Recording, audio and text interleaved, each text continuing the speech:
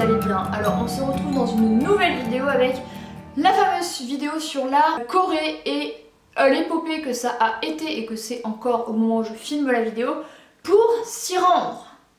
Voilà, alors j'espère que cette vidéo ne me portera pas malheur vu que au moment où je filme je pars dans 4 jours et au moment où je monte cette vidéo je serai en quarantaine qui dure actuellement 10 jours en Corée du Sud. Voilà. Alors pour remettre un peu les choses dans leur contexte, je m'intéresse à la Corée depuis surtout mars 2020. Voilà, je pense que vous l'aurez compris suffisamment dans mes récentes vidéos qui sont à comment j'apprends le coréen, mes vidéos sur les dramas qui sont les séries coréennes que je regarde, vu que je ne regarde plus que ça en fait.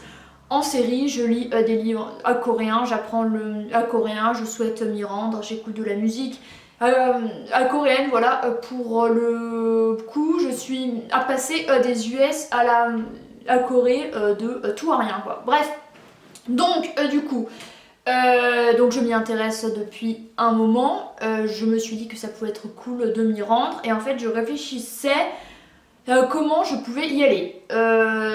C'est-à-dire y aller en touriste, rester à 3 mois, y aller avec un visa, mais je m'étais pas trop renseignée et tout ça, y aller en la PVT, donc y rester 1 an, ou y aller vraiment en touriste 2-3 semaines.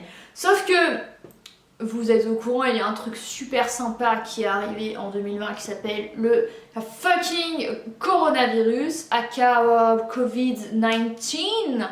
Donc bah forcément les plans de tous étaient en pause et bien niqués, voilà. Donc ça c'est très très chouette. Donc du coup ben j'ai pris mon mal en patience, j'ai rattrapé les vidéos de BTS qui était à l'époque le seul groupe auquel je m'intéressais, à apprendre le coréen, donc en soi bah, c'était pas du temps à perdu quoi, vu que je faisais un truc. Mais en fait à force de voir des dramas, des photos, des vidéos, de suivre des gens qui y habitent ou qui sont allés, qui ont filmé des vlogs, à force de suivre les groupes qui habitent là-bas, ben j'avais de plus en plus envie d'y aller. Mais en 2020, j'ai bien compris que ce serait compliqué. Donc mon projet, enfin j'ai attendu que ça réouvre et d'avoir des infos. Donc si vous souhaitez des informations, n'appelez pas l'ambassade, vous perdrez votre temps. Très clairement, ils ne savent rien, ils sont au courant de rien, ils sont incapables.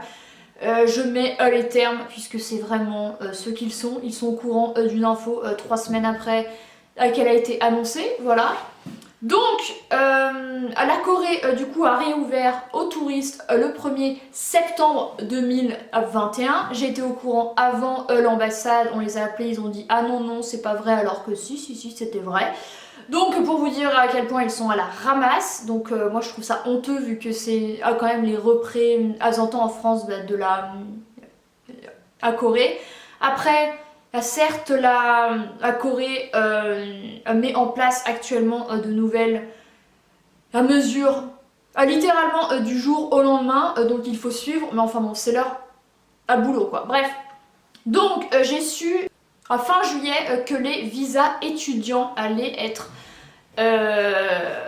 être mis en place de nouveau vu qu'ils étaient suspendus. Là j'ai réfléchi un peu, je me suis dit ça pourrait être cool d'aller étudier le coréen à Séoul vu que je l'apprends encore actuellement seule et que ça pouvait être intéressant. Donc j'ai suivi une fille sur YouTube qui a fait ça, qui a étudié le coréen 2 ou 3 trimestres avec Ewha, l'université pour femmes de Ewha, Ewha Yoja Daegyo. Donc je me suis dit je vais me renseigner sur ça. En août, à fin août exactement, j'ai envoyé un mail à Ewha et à Sogang University pour en savoir un peu plus. Je me suis renseignée sur les papiers qu'il fallait pour le visa, vu que je me suis dit, tant qu'à aller à Séoul et à faire la quarantaine, autant y rester au moins 6 mois quoi. pour que ça vaille le coup et surtout que j'étais sûre que ça me plairait et que ce serait utile d'avoir des cours. En plus, les cours étaient de 9h à 13h du lundi au vendredi, donc on avait tout les après-midi de libre pour visiter et tout. Donc j'ai fait ça, c'est à Sogang qui m'ont répondu en premier, sauf que les inscriptions se faisaient à partir de la 3e semaine de septembre il me semble. Donc si je devais y aller pour le trimestre hivernal qui était le projet, à compter du 10 décembre, c'était un peu chaud, vu qu'il faut envoyer des trucs, qu'il faut qu'ils soient acceptés, ensuite vous faites le processus de visa, et tout ce qu'il faut faire en plus, enfin bref, c'était un peu chaud. Donc j'ai choisi Iwa, qui a été ma plus grande erreur, visiblement, vu que ça ne m'a pas porté chance du tout. Donc dès le 29 ou 30 août, je suis allée en fait à photocopier mon dernier diplôme, qui est ce qu'il faut faire. Donc c'est à la mairie. Ensuite, là, vous allez au tribunal le faire apostiller. Ça veut dire qu'il est reconnu comme officiel, enfin comme un vrai à l'international. Sauf que la meuf au tribunal s'est trompée, elle a mis l'apostille en plein milieu, donc j'ai dû aller refaire. Donc ça a commencé plutôt très bien. Une fois que c'était fait, je les ai envoyés à une traductrice assermentée, vu que les documents doivent être traduits soit en anglais, soit en coréen, vu qu'ils soient, pour qu'ils soient lus par les coréens bien sûr. J'ai également dû faire une lettre de banque, comme quoi j'avais suffisamment de fonds sur mon compte en banque. Pour un visa étudiant, il faut avoir plus de 10 000 € sur un compte, vu qu'il y a les frais universitaires et plein de choses en plus, quoi, pour vivre, habiter, manger et tout ça. Donc ça, j'ai dû faire traduire les deux. Ensuite, j'ai envoyé tout ça à Séoul. C'est arrivé le 17 septembre. Je l'ai envoyé en recommandé international. Il est arrivé le problème juste avant le grand week-end de Chuseok, qui est en fait le jour des moissons à Corée, et c'est férié et c'est un peu comme leur à Thanksgiving. Et en fait j'ai attendu que l'école me dise s'ils avaient ou pas reçu les documents. Ils m'ont dit que non, sauf que j'avais une preuve que c'était arrivé. Donc en fait ils m'ont trimballé et jamais répondu durant septembre. Donc vraiment leur organisation est lamentable, disons-le. Et dès début octobre, en fait, le premier, ils ouvraient officiellement les inscriptions. Donc en fait, si vous aviez envoyé les papiers avant, ils étaient en fait ouverts et à traiter à ce moment-là. Et en fait, le premier, ils me disent on n'a rien. Je leur ai dit mais j'ai une preuve que si. Donc j'ai dû renvoyer les documents, sauf que c'était des copies bien sûr, vu qu'il a fallu envoyer les originaux avec l'apostille notamment, et ça c'est je pense le problème le plus important qu'on verra après. Sauf qu'ils m'ont dit qu'ils ne l'ont jamais reçu, donc j'ai renvoyé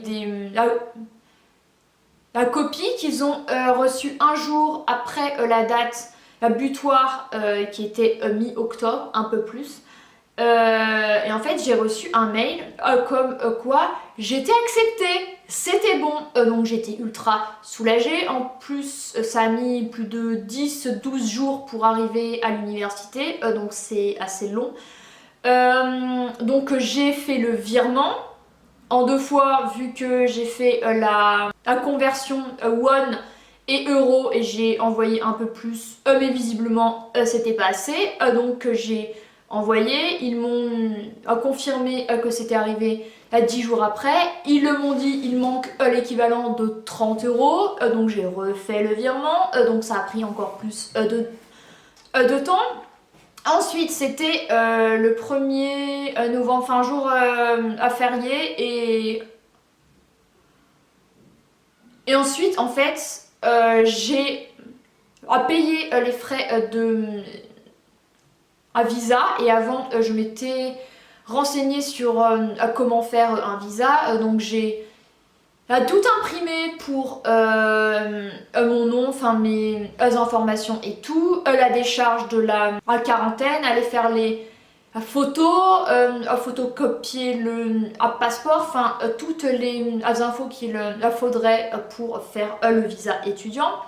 Et il ne manquait plus en fait que les documents que l'école allait envoyer, à savoir un certificat d'admission, le planning en fait des cours et tout ça à valider par le doyen.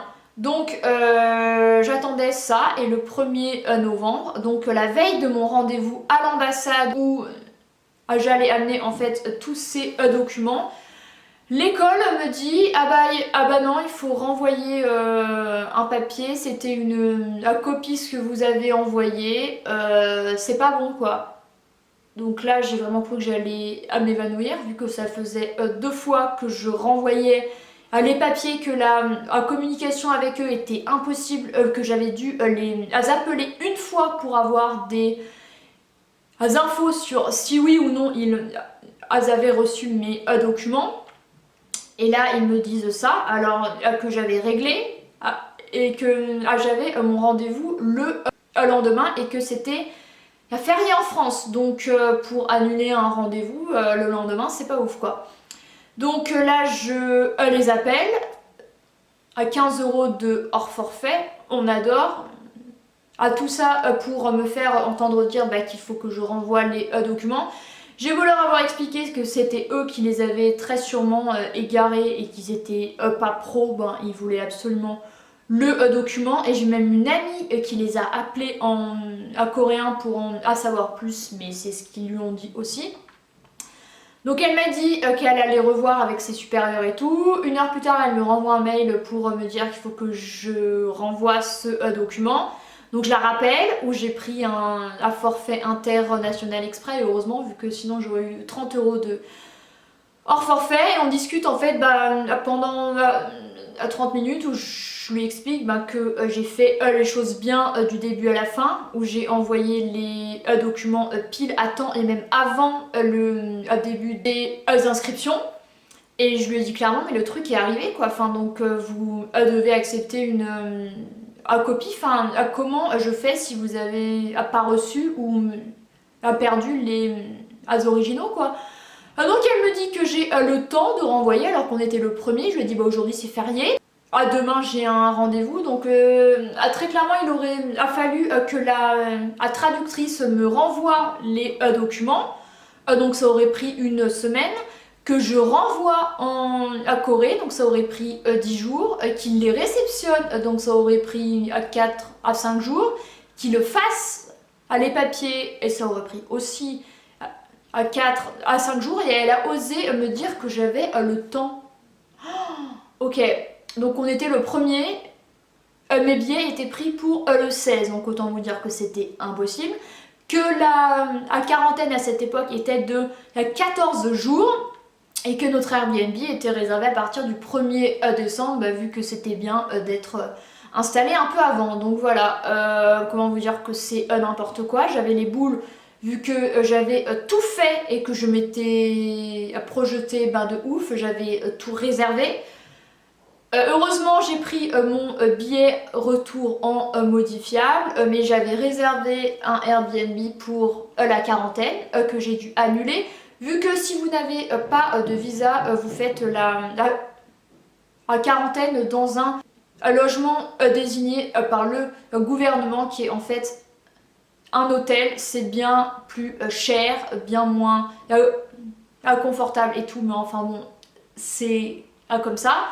Donc j'ai dû tout revoir. Je suis allée tout de même au rendez-vous à Paris pour littéralement rien. Je leur ai expliqué la situation. J'étais au bout de ma vie, mais là j'avais commencé à accepter le truc en me disant eh ben écoute, c'est que ça devait pas se faire, surtout que j'y ai mis grave du cœur. J'ai tout fait pour que ça fonctionne et m'améliorer en coréen, ça aurait été trop cool, mais écoutez, je ferai différemment. Donc au moment où je filme, j'y vais toujours, mais du coup sans visa en touriste avec un KETA qui est le truc à remplir si vous y allez en touriste. Donc je peux rester que 3 mois. Et en fait après j'ai un plan dont je vous reparlerai bientôt si ça fonctionne, si la situation avec le virus va mieux pour en fait aller ailleurs et retourner en Corée où tu peux rester encore 3 mois et ça inlassablement durant 2 ans vu que le KETA est valable 2 ans. En fait tu peux rester que 3 mois sur le territoire. Si tu pars et tu reviens, tu peux rester 3 mois. Mais bon, c'est logistiquement un peu compliqué, financièrement c'est un peu chiant aussi. Aller ailleurs pour dire d'aller ailleurs par dépit pour revenir en Corée, c'est pas ouf. Surtout que un pays où je voulais absolument retourner, à savoir le Japon, est actuellement fermé et dans 3 mois, je crois pas qu'il réouvre. Donc je suis en train un peu de me renseigner sur comment faire. Au début c'était grave stressant vu que c'était un plan B sans certitude et quoi pour être sûr de pouvoir voir le printemps en Corée. Donc écoutez, au moment où je filme je n'en sais pas plus. Tout ce que je sais c'est que la situation du virus va mieux en Corée, enfin que du moins ils ont créé une stratégie qui est vivre avec le virus et ils ont assoupli, notamment avec la quarantaine qui est passée à 10 jours. C'était la bonne nouvelle du jour où j'étais à Paris pour rien. Donc ça va très certainement disparaître. Mais ils seront toujours très vigilants avec un PCR, une appli où on vous trace, un truc du genre. Et ce serait quand même ultra mieux, surtout pour les gens qui comme moi se sont fait vacciner exprès, limite. Donc voilà, écoutez, au moment où je filme, j'ai mes billets, j'ai réservé mon premier et mon second Airbnb vu que au début j'y vais avec une amie, qu'elle revient en France et que je reste plus ensuite seule et qu'ensuite j'ai un potentiel plan pour aller ailleurs. J'espère vraiment que ça fonctionnera. N'hésitez surtout pas à me suivre sur Insta, à Laura, à Pandery, je la posterai tous les jours vu qu'on a un programme très chargé. Voilà, alors idéalement y aller en plein hiver c'était absolument ce que je voulais éviter vu qu'il fait très froid et que le froid ça me gave. Mais vu que je voulais absolument aller en Corée, je me suis dit fuck, on y va, surtout si je pouvais rester jusqu'à fin mai avec mes cours. Mais là j'ai plus de cours donc on va s'arranger pour pouvoir voir le printemps et au moins ils me rembourseront les frais universitaires, donc j'aurai plus d'aisance financière on va dire. Mais voilà, c'est un projet qui est vraiment tombé à l'eau et surtout mes amies françaises comme coréennes qui sont en France ou qui habitent en Corée ont été complètement ahuries que Iwa fasse ça, à savoir ne pas accepter une photocopie quoi. C'est vrai que c'est absolument incompréhensible et que l'administration, du moins dans les universités ou dans cette université, est pathétique. Voilà, donc vraiment j'ai honte pour eux. Je ne comprends ultra pas. Donc c'est la vie. Écoutez, et là je me renseigne sur les futurs visas qui seraient plus faciles à avoir, notamment la PVT, donc le visa à vacances, à travail, où vous pouvez en fait aller dans un pays durant 1 an et à travailler jusqu'à 25 heures par semaine. Et là il faut beaucoup de documents, sauf que c'est des choses que vous et vous seuls pouvez avoir et vous ne dépendez pas d'une fac d'incompétents, donc c'est plutôt rassurant. Donc ça à voir bien sûr si la Corée me plaît, mais à voir si ça me plaît et quand ça réouvrira surtout. Donc voilà, mais du coup mon plan est plus incertain, c'est très... Alors c'est stressant, mais bon franchement je ne le suis plus vu que je me dis j'y vais au moins à 3 mois puis que la situation du virus devrait aller mieux et qu'il y a en fait des accords qui sont en train d'être créés entre la Corée et d'autres États asiatiques pour en fait permettre à leur ressort attissant, enfin aux gens qui viennent de la Corée et de l'autre pays d'y aller sans quarantaine, vu que c'est ça que je cherche en ce moment, vu que je ne vais pas faire une quarantaine actuellement, une autre ailleurs et une en Corée du Sud.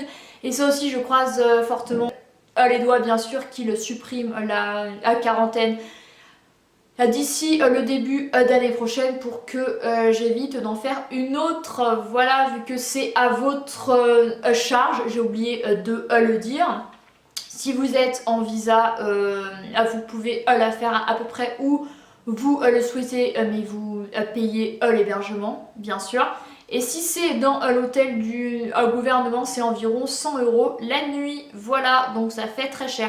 Vu que c'était environ 1200-1300 € pour 14 jours. Donc là, heureusement, pour 10 jours, là ça va un peu baisser. Mais c'est quand même très contraignant vu qu'il faut à savoir actuellement depuis bien 2 mois, la quarantaine n'a pas lieu en fait pour les Coréens vaccinés, mais elle a lieu pour les étrangers vaccinés.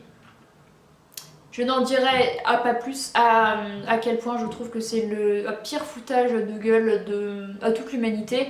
Après ils ont des raisons soit disant, plus ou moins incompréhensible, c'est qu'il y a certains étrangers qui arrivent sur place et qui font n'importe quoi alors qu'il y a le virus. C'est vrai, il y en a, mais c'est une minorité et il y a également des Coréens qui n'en ont rien à foutre, hein, il faut le dire, sauf qu'on ne parle que des étrangers. Donc ils ont trouvé cette stratégie pour dissuader au maximum à venir, mais en l'occurrence vu que j'avais énormément envie d'y aller, c'est ultra chiant, mais j'y vais tout de même, voilà. Donc n'hésitez surtout pas à me suivre sur Insta pour en voir plus si ça vous intéresse sur cette chaîne-ci. Je pense que je vais faire des espèces de vlogs de temps en temps pour vous montrer un peu l'ambiance et tout. J'ai acheté un trépied exprès à prendre au bras, sauf qu'il faudra voir si avec l'appareil c'est pas trop chiant, pas trop lourd et tout, mais ça pourrait être vraiment cool. Je vous referai des vidéos pour en savoir plus sur la Corée et tout. Là, cette vidéo je voulais absolument la faire pour vous montrer à quel point c'était le parcours du combattant pour aller en Corée. Donc voilà, en espérant en avoir aidé certains et certaines. Après bien sûr Iwa, apparemment j'ai été la seule dans cette situation. Et les autres universités sont mieux, c'est mieux géré et tout ça. Et surtout si vous y allez en échange universitaire où c'est bien mieux géré, vu qu'en fait vu que je me suis inscrite moi, c'est plus difficile, c'est plus chiant. Et puis j'ai eu cette malchance de la lettre arriver avant Chuseok. Ça je pense que ça m'a tuée, voilà. Donc voilà, j'espère que cette vidéo vous sera utile avec toutes les étapes qu'il faut faire pour avoir un visa étudiant, ce par quoi j'ai dû passer. Ah oui, et également très important, quand vous y allez en touriste, vous devez vous prendre une assurance au cas où vous êtes hospitalisé ou quoi pour le virus ou autre, hein, pour être couvert. Et en fait là je me suis renseignée pour la prolonger, vu que si je vais ailleurs et je retourne en Corée, Et ça, bah bien sûr c'est un truc en plus à prendre vu que dans le visa étudiant c'était compris avec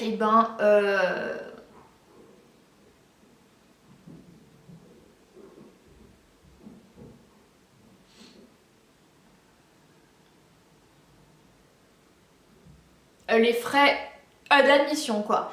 Donc voilà, donc vous l'aurez compris, c'était un très très long process, enfin en soi ça a duré à peine 3 mois mais ça a été hyper stressant, j'ai eu des hauts et des bas. Vu que je me suis dit ah bah c'est accepté, c'est plus accepté, il faut que je fasse ça, donc stress et tout. Mais enfin bon, je suis pas là pour me plaindre, juste pour que vous sachiez que si il vous arrive un truc du genre, en fait quand j'ai renvoyé mes documents en octobre, je me suis dit j'aurais ça va être très très chaud et j'aurais dû direct demander à la traductrice de me renvoyer les documents ou refaire l'apostille, mais en fait j'aurais dû retourner au tribunal, refaire le papier apostillé qu'on voit bien, mais il aurait fallu la refaire à traduire, à l'envoyer, le temps que ce soit reçu et traité, donc en vrai je sais pas si ça aurait fonctionné. Donc c'était que ça ne devait pas fonctionner, voilà. J'apprendrai le coréen différemment. J'espère que cette vidéo vous a plu, entre guillemets, vu qu'elle n'était pas ultra réjouissante, mais surtout qu'elle vous aura aidé. N'hésitez surtout pas à aller bombarder de mails, que ce soit Iwa ou autre, parce que je pense que à travailler dans une université coréenne, ça doit être la meilleure planque, vu que c'est une société très stressante et tout, mais je pense que les facs c'est ultra tranquille, vous pouvez me croire. Et allez appeler et à vous prendre avant un forfait international pour éviter de vous prendre 30 € de hors forfait, je vous jure c'est mieux. Donc voilà, il parle anglais heureusement.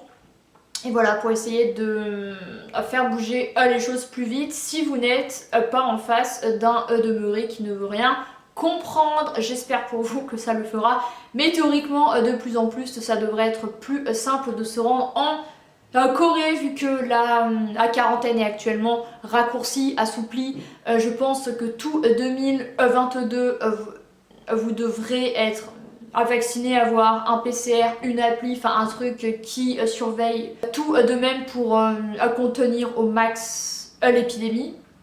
Mais voilà, ce sera tout de même bien moins chiant, donc voilà. Et sinon, à chercher des infos sur des comptes de gens qui habitent en Corée directement plutôt que d'appeler l'ambassade ou de regarder sur des sites de France, de la Corée en France, vu qu'ils ne savent absolument rien non plus. Voilà, j'espère que cette vidéo vous aura aidé. Je vous mettrai sûrement des liens d'Instagram, de sites qui pourront vous aider.